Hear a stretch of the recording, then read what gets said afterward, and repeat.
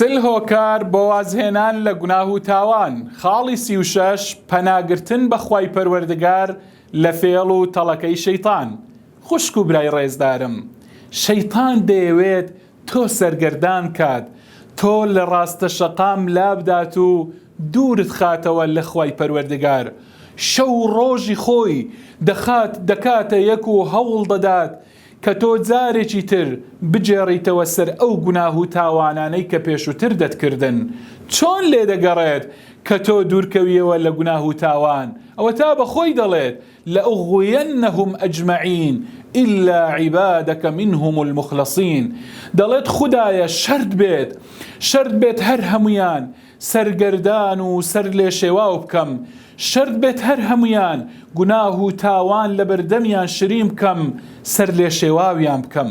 ئەوە شەرتی خۆیەتی، ئەوە بەخۆی شەرتی کردووە و بەخوای پەروەردگار دەفەرمێت ئیدی شەیطان إنما يدعو حزبه ليكونوا من أصحاب السعير.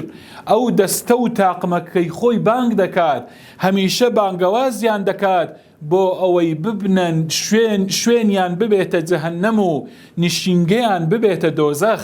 بەڵێ بۆ دۆزەخ بانجیان دەکات دەستە و تاقمەکەی خۆی.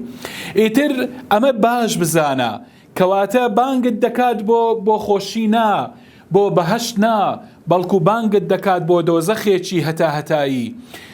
بۆیە هەمیشە هەوڵدا پەنا بگرە بە خوای پەروەردگار.